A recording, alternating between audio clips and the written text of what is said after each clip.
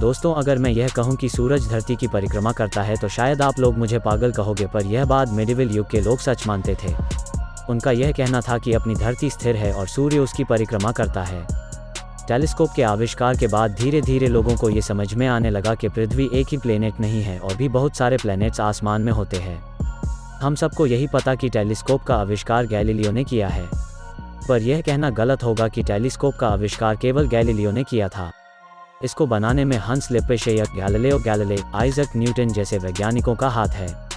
1608 में पहली बार इतिहास में हंस लिपेशेय नाम के आईने बनाने वाले आदमी ने बनाया था।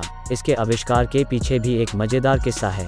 हंस लिपेशी का बेटा हमेशा रंग बेरंगी कांचों से खेलता रहता था। तभी कुछ अलग अलग रंगों के कांचों को उसने मिलाकर देखा। उसने देखा कि उसके घर की दीवार उसे पास दिखने लगी, जो कि उससे दूर थी। उसके बाद उसने यह बात अपने पापा यानी लिपेशी को बताई और उन कांचों को देखने के लिए कहा।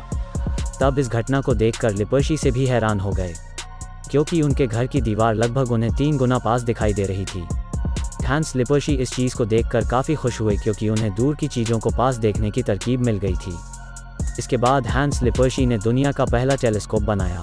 हंस लिपेशी द्वारा बनाए गए इस टेलीस्कोप को सैनिकों और नाविकों ने उपयोगी समझा। इसीलिए टेलीस्कोप का पहला उपयोग सैनिकों, जासूसों और नाविकों द्वारा अपने प्रतिद्वंदी पर नज़र रखने के लिए किया। 1609 में गैलीलियो गैलीली ने ऐसा टेलीस्कोप बनाया जिससे वस्तुओं को 20 गुना बड़ा देखा जा सकता था। गैलीलियो ने सबसे पहले एक टेलीस्कोप को आकाश की ओर पॉइंट किया था। वह टेलीस्कोप चांद पर पहाड़ों और क्रेटरों को एक्सप्लोर करने में सक्षम था। उन्होंने शनि के छल्ले, सूर्य के स्थान और बृहस्पति के 4 चंद्रमाओं की भी खोज की। गैलीलियो ही वो वैज्ञानिक थे जिन्होंने यह पता लगाया कि पृथ्वी के सबसे निकट का तारा प्रॉक्सिमा सेंटोरी है, जो कि हमारी पृथ्वी से 4.24 लाइट ईयर्स की दूरी पर है। इसके अतिरिक्त गैलीलियो ने कोपरनिकस के सूर्य केंद्री सिद्धांत हीलियोसेंट्रिज्म को प्रमाणित भी किया, जिसमें बताया गया था कि पृथ्वी सूर्य के और चक्कर लगाती है।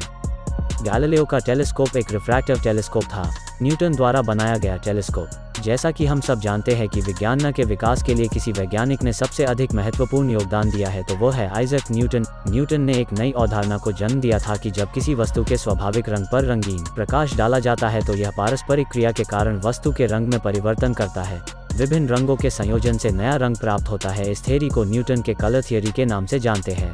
अपने इस थ्योरी को प्रैक्टिकली प्रूव करने के लिए न्यूटन ने एक विशेष प्रकार के रिफ्रैक्टिव टेलीस्कोप का निर्माण किया, जिसे अब न्यूटोनियन टेलीस्कोप के नाम से जाना जाता है।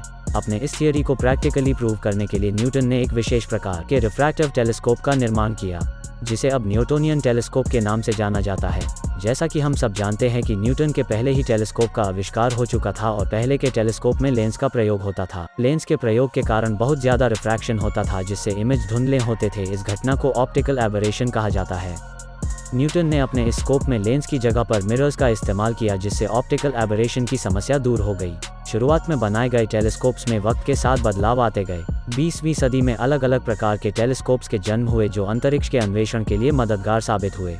टेलीस्कोप्स में radio telescopes, infrared telescopes, ultraviolet telescopes, x-ray telescopes, gamma ray telescopes जैसे अलग अलग प्रकार के होते हैं।